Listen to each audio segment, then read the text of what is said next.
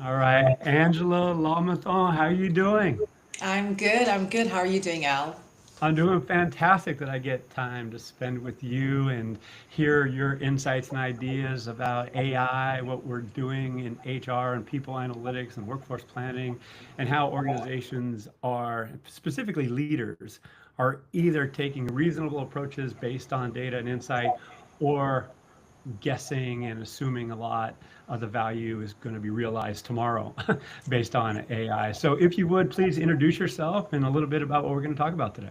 Yeah, sure. So, hi everyone. My name is Angela Le Mathon, and I've been working in the sort of HR, people analytics, and now sort of AI space for the last 10 years or so. And today's discussion is really going to talk about that evolution, that journey. So, for many HR functions, data and analytics is the thing that people are still trying to get their heads around. What does good people data look like? How do I make sense of it from an analytical perspective?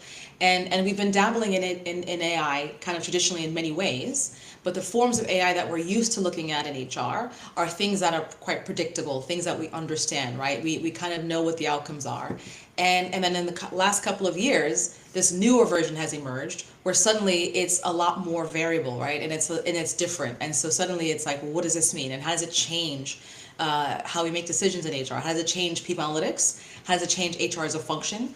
But also, how does it change the org? Because suddenly we're hearing digital teammates. We're hearing, this proliferation of agents and they're changing the future of work. And you're no longer talking about engaging with like a fully human workforce. Suddenly we're talking about engaging with this hybrid workforce and there's need to collaborate. So I think we're going to try to talk a little bit about what that actually means in practice. What is all these kind of fancy terms? Is it realistic? Is it hype? Or is it actually something to start to pay attention to? And if you're in HR, what will that look like? So that's essentially the flavor of the conversation today. Well, I mean, I so appreciate how you show up and the eloquence in which you bring to this challenge because in my view, and I'm going to show my bias here, you get it. You're thinking systematically. You're thinking about how technology and humans are going to work together and how it's going to affect not only the human to tech experience, but the human to human experience and what leaders can do to make wise decisions over time to ensure that you have the right number of people with the right skills, that you're not burning them out. And we have a lot of data that shows that that's not happening as a norm, that there is a lot of guessing happening, a lot of assumptions, and workers are suffering and organizations are suffering as well. So I understand you have a few slides to share and then we'll talk more in depth. So you mind pulling those up and we'll go through it? Yeah, let's do it. Let's do it. Let me share.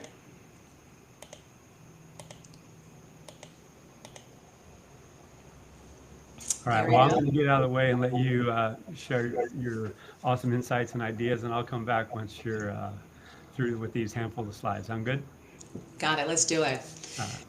All right, so we're going to talk a little bit about, like I mentioned earlier, AI has evolved in such a way that I think it's changed the landscape of how HR makes decisions. And one of the functions that it's probably, impacted the most in many ways is people analytics. So in a people analytics capacity, we are very used to leveraging, at least working on various forms of AI like natural language processing, machine learning. We kind of understand how to apply these technologies in sort of very constrained ways. But suddenly, like I mentioned earlier, it's moved beyond that. And so people analytics, in my view, has now become something broader. It's about HRAI. And it's not a skill set that easily sits in operations, and it's not a skill set that easily sits outside of HR. It's really kind of a hybrid. And so I think this is an opportunity for us to explore that a bit more. Um, if I kind of ground it in the timeline of why this is changing and why this is so interesting, right? So if you imagine there is a bit of an AI timeline that's worth paying attention to, not in kind of any great detail, but just appreciating. So AI has been around for a while. It's not exactly this new thing. It's about 70 years old. And it started with just the ability to get computers to kind of recognize patterns. And so this is the beginning of this idea of an artificial brain emerging. And so this is where we start to get into these dynamics. And the language, I think, can be a bit misleading. Liking it to a brain as opposed to, it recognizing patterns and engaging with us in that way. But that's the language that we've chosen. Artificial brain has emerged, about 70 years ago. And then we start to expand the capabilities around not just the ability for a computer to identify patterns, but for a computer to identify different modalities. And so that's where we get into things like the sight and the sound and the ability for it to sort of recommend. And suddenly transformers get onto the market, and now computers are processing data in a very new and interesting way. That means we're just able to generate content in a way that's very interesting and exciting, right? And so those kind of transitions, if you will, have brought us into the present moment where we're now looking at a computer that is able to, generate content in a way that we haven't seen before. And it's very sort of human-like because it's more probabilistic than it is deterministic, which just means that the way in which these different flavors of information that come back to us are presented, it almost feels like you're engaging with a human because of how sophisticated the sort of compute dynamics are with data. And so now companies are just trying to figure out, ooh, how sophisticated is this really? What does it actually look like? So that's effectively kind of where we are today. And if you take it further, some companies have figured out that there's a way in which to organize all of these different generative models into a bit of an agentic process, which means you've got a very sophisticated agent talking to another sophisticated agent, talking to another human. And now we're getting into this dynamic of a digital workforce, and this idea that we can actually collaborate, not just human to human, but human to agent in a way that we haven't before. And so this is a timeline that's gotten quite a lot of attention and focus. And so this is what we're going to kind of explore today is what is this idea of a human and AI collaboration? Is their company quite ready for it? I would say, that's the thing that everyone's kind of trying to figure out. What does this actually look like? And so this is where the language, like I said earlier, is becoming, where as you make computers more and more human-like, then naturally, the function that is taking care of humans and looking after humans is HR. And so the conversation, rightly so, moves away from technology and the focus of how do I create these sophisticated agents and how do I create sophisticated infrastructure to I'm introducing this new technology into the workforce as a part of the workforce, right? So it's no longer I'm saying to someone, I'm giving you some tools, I'm effectively standing up a colleague.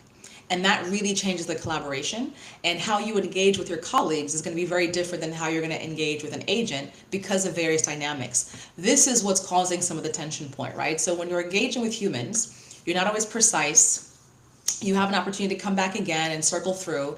It isn't quite, like a one and done deal, right? With humans, there's a nuance. And a reasoning and a sensing that allows you to ensure that the communication is going to land in a particular way. When engaging with agents is a very different dynamic, right? Anyone who's engaged with any sort of, GPT technology understands if you don't get your prompt right, if you miss a few dynamics, it's a completely different narrative that emerges. So how you engage with agents is a very different skill set, a very different muscle. And if humans and AI is meant to collaborate in a smart way, then there's new skills that we're effectively asking leaders to pick up, right? We're asking leaders to really think about how they would delegate work to an agent. We're asking leaders to really think about how they might oversee the work of an agent. And we're asking leaders to actually imagine how they would break up their task into different forms where they would isolate for what they share with humans, but also isolate for what they might want to share with agents. That's a very different muscle. And so this is obviously why it's going to take companies quite a lot of experiments before they can get to the point where they understand what actually works for them. And so what does that typically look like? Well, if you imagine, people analytics up until now has very much been focused on workforce insight. So we're effectively empowering our HR teams with insights. We're helping HR leaders make better decisions, but we're very much leveraging data to describe and potentially diagnose what's happening. And so when we look at a workflow, we're mainly diagnosing a workflow to say, well, this is the existing workflow, and this is what's working well and what's not working well. And we're identifying opportunities to improve a workflow. And that's effectively what a people analytics leader is typically looking at. And the capability of those teams is largely around analysis, right? And you're looking at analytics and being able to make sense of data, but again, with the focus of helping HR improve itself. As you start to now pivot into HR AI, you sort of reshape the conversation, right? Because HR AI is no longer just about empowering the HR function. You're actually looking at the entire organization. because now you're embedded in enterprise-wide systems. When a company decides to invest in AI technology, they're not doing it in just an isolated function. They're doing it for the entire enterprise, and it's more of a plug-and-play dynamic. So there's an enterprise organization that's going to establish sort of, here's how we're going to use these foundational models, and then different parts of the org are going to benefit. So by default, the second you start to kind of progress and move beyond traditional forms of AI, you by default are now in an enterprise conversation, whether you like it or not.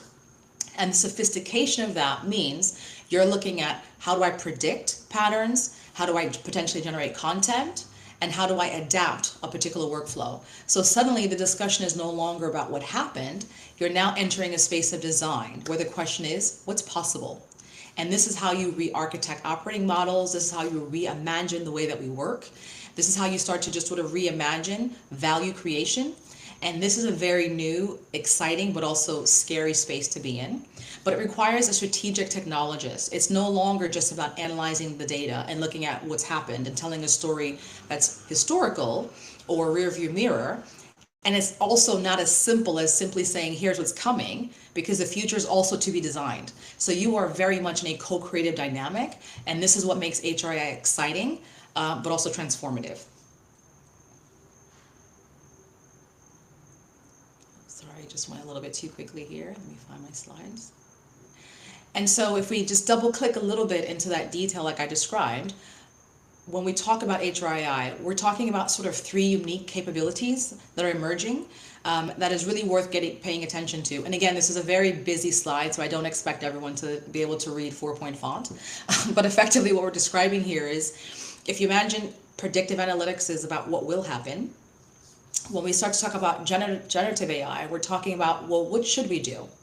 Right? So we're changing the question. So what will happen is very much in the domain of a traditional analytics team. We're sort of familiar with trying to sort of predict things that will happen.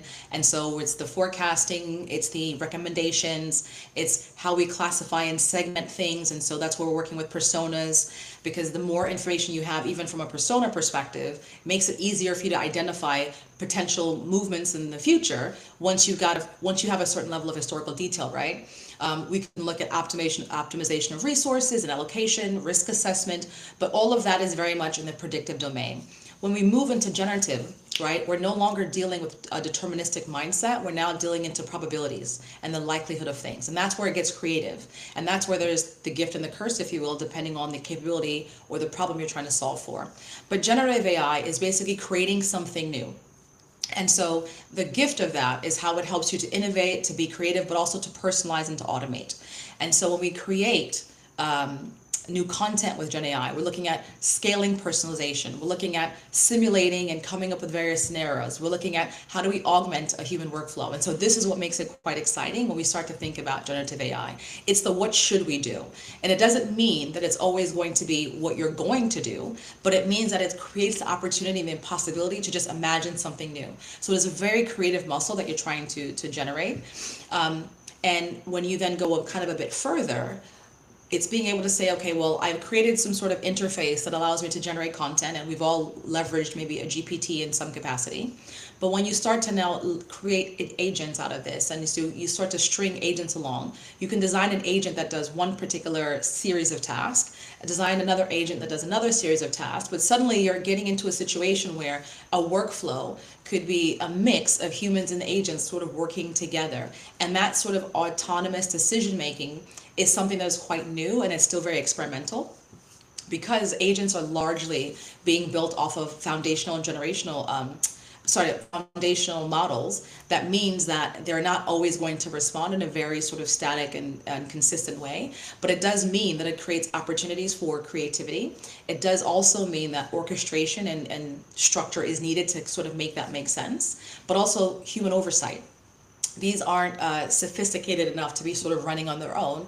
There's a lot of oversight and human in the loop dynamics that have to be implemented for many reasons around that. And so it just means that there's an opportunity to sort of no longer engage with just sort of like a one-off agent that you're sort of engaging back and forth in the flow of work, but it's about imagining workflows where humans and agents are collaborating in very sophisticated ways. Now, again, it is still very early days. The technology isn't fully there yet for us to say that we can implement these in all business processes. But I think companies who are mindful about the direction of travel in terms of their business strategies and where there's possibilities for them to find value would actually benefit from exploring what are the workflows in which an agentic process could make things run smarter, better, faster. Maybe there's more depth into sort of how we deal with sort of various challenges within a workflow process. And so these kind of pivots are really where I think people analytics leaders have an opportunity to expand their capabilities, but also to support the organization and how we leverage those technologies from a future of work perspective and how we think about org design.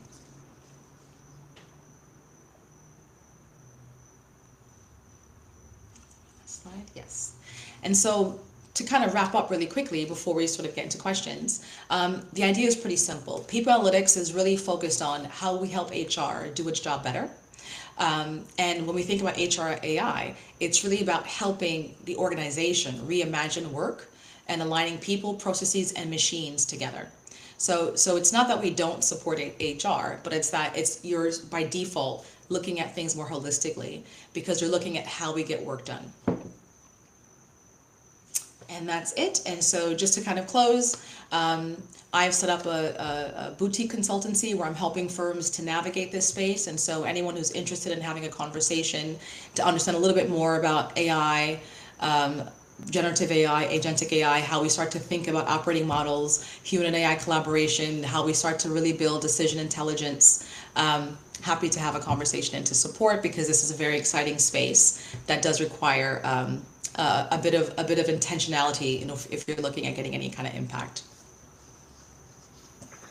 Well, Angela, thank you so much. And it's the case where I get really excited because I am struggling, frankly, when I see organizations not doing what you just advocated. And you said there at the end, architect workflows. And then it invites the question for me, like, who's doing that? And what information are they consuming in order to make wise decisions in terms of what workflows to prioritize, what is the impact going to be on the existing workforce. And so I do not see the systematic governance that is going to be sustainable over time, that involves HR, that involves operations and technology. So can you just comment on that? And are you seeing a similar gap / opportunity in the marketplace in most organizations? Yeah, I mean, I think when it comes to the discussion of, you're trying to get value from AI and you start going after workflows, you start to raise hairs as well, right? People think, oh my gosh, if they're looking at this particular workflow that I'm used to doing, then there is an element of people being afraid that they're going to lose their job. So how an organization goes through that has to be really, really intentional. I think some of the things I've seen that's been really helpful is when you can identify high risk areas, high risk from a point of view of not high risk to the business, but high risk in the sense that this is a really important process, but we're not getting it right. And so there's a lot of errors that are there and it's costing us a lot. And so it's an opportunity to say, look, we're not doing this properly. It's maybe overly manual. And so how do we start to be smart around how we would potentially automate that and leverage AI? So I think one of the things that could really be valuable for companies is identifying pockets of the organization where there's a particular workflow or particular area where everyone can kind of agree, we need to do better. We're not doing it well enough. Therefore, people are less resistant to this idea of less reimagining a workflow. And then actually, you're having to almost do this by committee, because most companies don't have all of their workflows mapped out. They don't have all the language around task. So most companies don't have a very sophisticated sort of task intelligence taxonomy. So it does require being intentional and saying, okay, well, let's identify where it's hurting. Let's take the time to actually map out what the work looks like. And then in some cases, being really clear that there are certain tasks that are ripe for automation because the outcomes are clear. And then there's some tasks that are just not going to be ripe for automation because the outcomes are not clear. It requires human judgment and creativity and nuance, and something that an agent will never have. And so once you sort of align on what that looks like, then you have to have the really serious conversations around how you test and pilot for that. I don't know that you can automatically go out and change people's roles. I think there's a lot of nuance to how you actually change work that's a bit more sophisticated from an HR perspective. But I think being able to at least pilot and show value in another way of working is fair play. And so I think it's really for companies to appreciate that anytime we're talking about automating a workflow, which we've done before, it does require a bit of intentionality about what that work looks like. So I think, for this to make sense and have a bit of value to it, you've got to get into the detail. You can no longer talk high level. It's no longer about assumptions. It's actually sitting down and mapping out workflows and actually saying, okay, what are the handoffs? How do I know when something's, ready for the next phase? And if it's something where it's like, there's too many variables, most likely a human needs to be in the loop. If it's something that's quite clear cut, then opportunity for an agent to come into the loop, because agents are going to require a certain structure and a frame that humans are not. Well, let me ask you this, and it's a bit of a step back to go forward. Uh, when you say organizations, can do or should do X, Y, and Z, I get it. I also, on behalf of the listeners and viewers, it's the case where, like, who specifically is going to be involved in identifying those workflows, identifying those handoffs, prioritizing which workflows to get after and not. Is there a role for a third-party consultancy to facilitate this process, because everybody internally, has their day jobs? At what level of the organization does it take place? Is it at a team level? Is it a job family level? Is it at an organizational level, which in turn impacts the size of the workforce? So there's a lot of variables, at play. And my approach historically has been first who, then what. So getting the right people in the room and then having a meaningful discussion that's based on the insights and ideas that are current. In other words, how is AI impacting this certain job family and these certain tasks, and so forth. So going back to the essence of the question, Yeah. number one, who do you see needs to be in the room? And it might say, mean HR is seemingly self-serving, but I think we agree that HR does need to play, given they are experts at people and their, Yeah. the data. But it's also the case where obviously technology needs to be in there. And from a capacity and expertise standpoint, is there room for a third-party consultancy to help, facilitate this? Your thoughts on that? So I'll be really honest and say that, in an ideal world, a company would be quite comfortable to do this work internally, right? So Mhm. you get everyone in a room and you collaborate and say, let's get this done. But the reality is it's a very hot button topic. When we talk about automating work, we talk about changing the way people work, the potential that some people might need to be reskilled, some people, might need to, potentially might find savings. That's on a really comfortable discussion for many leaders. And so I think the consultancies are kind of better placed to sometimes kick off the discussion, because you need a neutral third party who's going to just come in and help you sort of look at your data in a new way. And so I think where I've seen this work at least well for companies to get started is having a third party come in who's objectively saying, these are the things you need to be looking at. This is the type of data set. So some of it will be good job architecture information. Some of it could be also sophisticated software and tooling that they get from, other providers. But it's really helping a company actually say, here are the opportunities given your data set, where AI would make the most sense from a capability perspective, because not every company has a sophistication around AI, and so they won't necessarily understand what that looks like. And you don't also want the risk of constantly going for a bazooka when like a hammer or a nail is sufficient, right? So, consultancies know that work. So I would say in the beginning stages, having a consultancy come in and help just sort of lay the foundations, get everyone talking about the same thing is really, really helpful, because it's an education to bring everyone kind of on the journey together. And then I think when it comes down to now doing the actual workflow, kind of like, okay, we've identified a workflow.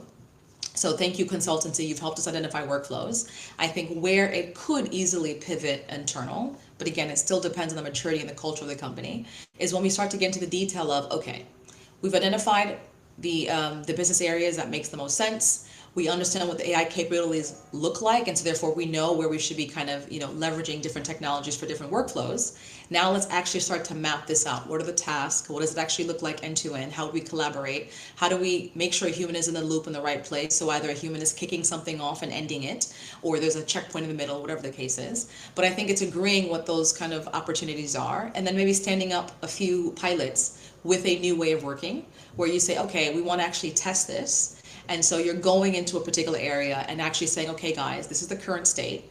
Let's have a conversation of how we're going to measure sort of this future state. Maybe you're running things in parallel, just to learn from the experience and to see how feasible it is. I think you could imagine going internal at that point, but I think a lot of that is still very much around the capability and the maturity of a company when it comes to AI initiatives. Some companies are great at this, and some companies are still struggling. So I think consultancies have a major role to play in helping companies establish their AI journey intelligently, but also establish maybe how they get into the sort of workflow conversation and create proof points. I think from what I've seen, at least in large enterprises, a lot more beneficial to have consultancy support in those situations. Yeah, and thank you for that perspective, because I don't want to come across as being self-serving, given that we function as advisors in this role. That said, there's a lot of organizations that have now an AI lead or an AI executive, and by and large, they're technologists. They understand the tech. They do not have, and more often than not, expertise in organizational behavior, individual behavior, team dynamics, things that are massively impacted by the adoption of AI, both currently and over time. So it just invites the question, who's best suited to manage that process over time? For me, you either have to hire somebody, with that expertise in organizational dynamics and design and all the things I mentioned, and they have to be working with a technologist. And fast forward, for me, that means governance. That means you have a multidisciplinary, multifunction group, steering committee, whatever you want to call it, that's guiding the work, that's prioritizing what workflows, what areas of the business to get after, to make more efficient and effective, and all those things. So what are your thoughts on that? And particularly at that last point, the notion of ongoing governance, at what frequency people should be meeting, again, what function should be in the room, and so forth. Your thoughts? Yeah, I mean, look, I can say this. It's very difficult to introduce a new concept from within, right? And so when we're talking about introducing an agentic workflow and changing in how we design work, it's difficult to go to someone and say, you need to have 1,000 new skills, right? So you might have leaders that are great technologists. Well, now you're asking them to be strategic technologists. And you're also asking them to be org design specialists, right? That's a really difficult thing to do. Or you're going to an org design person who's spent a career designing, human workflows and saying, I now need you to pick up kind of more of a technologist lens, because you're now going to orchestrate workflows with agents. And by the way, we haven't actually stood up that capability yet. It's still sort of in flight, but nonetheless, and so I think it's just really difficult to expect people to have all these new skills in sort of, in one person, or maybe in a new team. So I think where consultants are supporting, and I don't say that simply because I'm offering the service, but also I think consultants are coming in third party, very objective in terms of this is what the goal looks like. So there's a current state, a current culture, and a way of working, and we're effectively coming in to say there's a new way of doing this. We don't know yet if it's better, but we just know it's another way of doing this, and these are some of the benefits of companies that have been able to automate or to personalize different solutions at scale. And so you're in this kind of co-creation, you're in an experimentation. People have day jobs when they're working at a company, right? So this isn't an easy thing to do side of the desk if you want an impact. So I think where consultants can add value is they're coming in, they're doing the new thing, they're setting up the new process, they're kind of hand-holding, they're upskilling, right? Because they're working closely with different leaders. And so they're working with your org design person to say, well, this is what it is to work with agents and their capabilities, and here's how it blends. They're working with technologists to say, here's how to think strategically about this, and also how to imagine the human side of things. So I think they're playing a role of bridging those worlds together in a smart way. And they're doing it with the intention of saying we are still learning together. So there's no sort of negative outcome for whether or not it works or it doesn't work. It's an experiment. You have to imagine a lot of companies aren't set up necessarily to run constant people experiments. It's not a very easy thing to do. So consultants, when they come in, are very good at helping you sort of set that up. So I think there's just benefit to having that sort of support. I think having been in companies and enterprises for a long time, experimentation, fail fast is something we love to say. It's a different thing of how we live it, and it becomes quite difficult. And so sometimes those pilots that we're trying to run suffer from the fact that we're not able to dedicate time to it the way we want to because of competing priorities. So I think this is where sort of consultancies can really add some value. And I think when we think about governance, even it isn't always clear what we're governing apart from a particular outcome. So I think, having a consultancy come in to talk about some of the different models and frameworks for how we think about governance, I think is also an added value because, you don't know what you don't know. And I think this is where, when you have specialists who spend all day talking about this, like I spend all day talking about human and AI collaboration. So it means when I'm coming in and I'm partnering with an organization, I'm quite clear about what we need to look at, what the outcomes are, what good looks like. It's a lot easier for me to have that conversation than expecting someone who's kind of sitting in the chair who has, an agenda and a day job that looks really different, for them to imagine all of these scenarios and be mindful of all these dynamics. I just think it's really challenging. Well, again, thank you for saying that. And I have a few more questions, and we'll take a question or two from the listeners, viewers, and then we'll wrap. And one of the questions I have is about something you alluded to earlier that is been highlighted in a series of articles and research papers over the last few weeks, where number one, AI adoption isn't delivering the value proposition that it was purported to do. In other words, people aren't being more efficient, effective. The time savings, isn't there. There's some counter arguments that are emerging. But why do you think AI isn't delivering the productivity gains that many leaders hoped it would by this stage? I think we're in love with the tech. I think we love a shiny new object. And so I think there's been a lot of focus on AI from a technology perspective in terms of, oh, this is really cool, it's generating stuff. We haven't seen this before. And so everyone's running to the technology, but no one's actually sitting down and saying, well, hold on. Yes, I have a shiny new tool, but like, if I look at my business and how I actually create value, does that tool fit into the way I generate value? And if the answer is no, even if it's exciting, then you probably don't need to go all in. But I don't think companies take the time to analyze that. I think also we use very generic language. Everything is AI. And so whether it's like traditional forms of AI or the more emerging, because we just say everything is AI, then everyone assumes that whatever initiative you're talking about requires you to use Gen AI or agents. These are very sophisticated and mature forms of AI that are not necessarily business ready, right? These are just advancements that have come out in the market.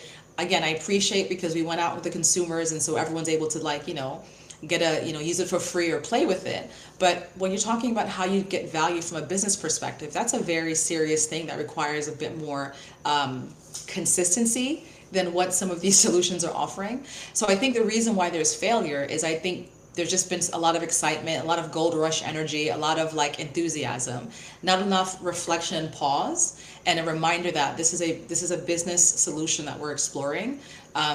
We don't have unlimited capital, so we need to be really mindful of, does this actually solve a problem for us? And if it doesn't solve a problem from a revenue side, not necessarily always, from a cost perspective, but if it's not really solving those kind of problems, then we need to think, when I look at my operations and I look at how I run my business, is this sufficient for me to find the value creation that I'm thinking about? And if the answer is no, then you don't need to go down this route. So I think the failure comes in just not really being mindful of matching the tool to the solution, but also recognizing that when you talk about sophisticated forms of AI, you're also talking about people. Because like we've been talking this whole time, a workflow is a workflow of humans and agents potentially, but it's largely humans. And so if you don't think about the people component around AI, then you kind of miss the point, because the fundamentals of business don't go away. Businesses are largely just communities of people. And people who've been working together and generating value. I've been doing something for 20 years. I know it works. We can see the numbers. And then someone's coming out of nowhere and saying, change all of that and introduce this new thing that we don't quite fully understand, it's laughable, right? And so I think you see it in the reports. It's like we just need to be more balanced. So I get it. It's exciting, we've got these generative tools, but it has to sort of fit the business challenge. And not many businesses necessarily make money from just leveraging these sort of tools. So you need to be a bit more mindful about sort of how you get value. Yeah, no, absolutely. And this reminds me of the article, I think it was last week, that our friends and colleagues Alexis Fink and Tomas Chamorro per Music wrote on AI highlighting BS work. And one of the things that stems from that notion is that it's also creating work. AI just doesn't magically look at it or talk to it and all of a sudden it does things, or it could, but it might not be the right thing. So you do have to be a workflow architect and build the AI and put the connectors in to make it work and QA it and all these things. And even in that second step that you had, if it's helping you identify what you should be doing, it's still iterative. You still ask you questions and go back and forth, and all that takes time to consider. So it's not just this miracle thing that you implement. And I'm sure you saw that one CEO let go, 80% of his staff because they weren't adopting AI fast enough. And I'm like, where does this assumption come from that it's going to do, magic? So, the pointed question here, what do you believe of that notion that AI is creating work as well as taking away work? Oh, I mean, I think at this stage, at least from the research reports coming out of MIT and Stanford, AI, generative AI in particular, only really adds value when you're an expert already. So when you're an expert, because you can call BS, let's be honest, right? So you put in a prompt, something comes out, because you're an expert, you know whether or not you can trust it. And so therefore your ability to now leverage whatever the output is a lot faster because you know what good looks like. You give the same tool to someone who's not an expert, who just went, oh, I went to a prompt library, I grabbed some language, I stuck it in, something very sophisticated sounding came out, must be the right answer, sticks it in over here and goes about their business. Chaos, right? And we see it in the software space. So there was some thinking of, we can get rid of software engineers, you don't need them, because all of it's being done with a tool.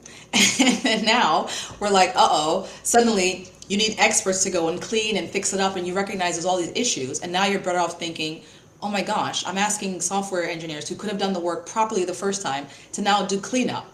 So I just think there's a maturity dynamic that just hasn't been there. So yes, this is a very sophisticated, technology and kind of autocomplete functionality, but in the hands of experts, I think you get more value. When you're now using it as a substitute for, other parts of your workforce and a view of upskilling, I think it creates too much danger. So I think at the moment, I don't really know anyone who's been able to sort of reduce work with generative AI. I think it's been the opposite. I think everyone's been actually doing more work because they're having to validate, correct, check in addition to it. I think there was even a study around it where there's teams who think that they're going faster, but actually they're moving 20% slower because they're having to do things multiple times, right? I know myself, I leverage a lot of these tools. They're wonderful, but I spend a lot of time fact checking. Because even though something comes out, and especially the longer the output, it does require me to stop and make sure, because I'm like, well, hold on. And then when I go and fact check it, I usually find a situation where maybe 80% of the time I'm comfortable, but that 20% could still be quite expensive. So it actually hasn't simplified my work just yet. It's made some things, more robust and makes things a bit more complete. I might have maybe written a paragraph. I now write maybe 2 or 3 because I've got the ability to kind of generate that quicker. But I am spending a lot of time fact checking. It's not a simple productivity uplift in the way that people are imagining, at least not yet. Yeah, you and me both. I empathize with that. When we say it's creating more work, it's coming from firsthand experience oftentimes. So, Yeah. hey, just one more question from me, and then I have a final question about how people can get in touch with you. But what's your advice for young people, whether they be students or early career professionals, given what's happening in the world? Yeah, I mean, I think it's a bit disheartening that some companies have tried to move so quickly in making assumptions about early careers. But I would say for a lot of these kind of, recent grads, and again, every situation is different. I would say, being open and flexible to different kind of first jobs. So maybe your dream job isn't the thing you're able to get into. So, finding other things, avenues, I think definitely explore that. I think also not being afraid to maybe, if you've got a particular skill, how you might want to leverage that skill maybe, initially to kind of do some private work. I think that's also helpful. I think considering different size organizations. So I know recent grads tend to want to work at the big companies right away, because there's a cachet and a brand there. If that door isn't open, being open to other size organizations could be helpful. So I would say to sort of the newer generation, not to be disheartened. I think try to be creative about where you can establish your first experiences, be flexible to that. I do think it's an awkward moment right now, but I don't think it's permanent. So I would just sort of, like I had to do. I mean, I know when I recently graduated, the market was saturated in New York. I left the state. I went to other states. In some cases, I left the country, worked in Europe for a while. So I think just be creative about where you can actually leverage your skill set.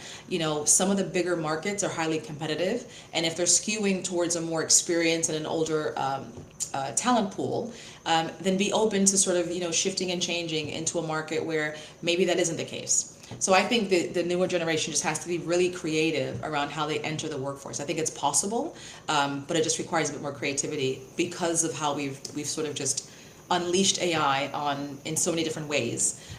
So I think, yeah, I would just say be creative and don't lose hope.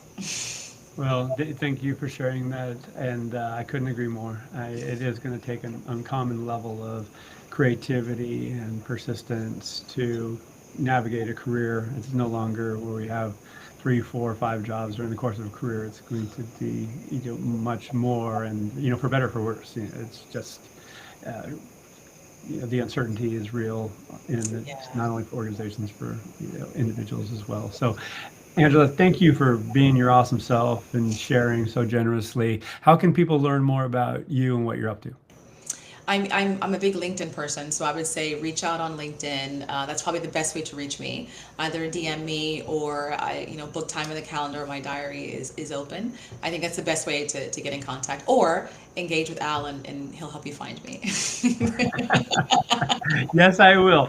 Yes, I will, as well as the fellow future work advisors, as we're calling ourselves. So, again, Angela, I appreciate you in so many facets, personally, professionally, just the heartfelt approach, the humanistic approach that you bring to this very omnipresent challenge that we're dealing with and leaders are struggling with, and it's impacting us all. So your voice is important and it's appreciated. So thank you.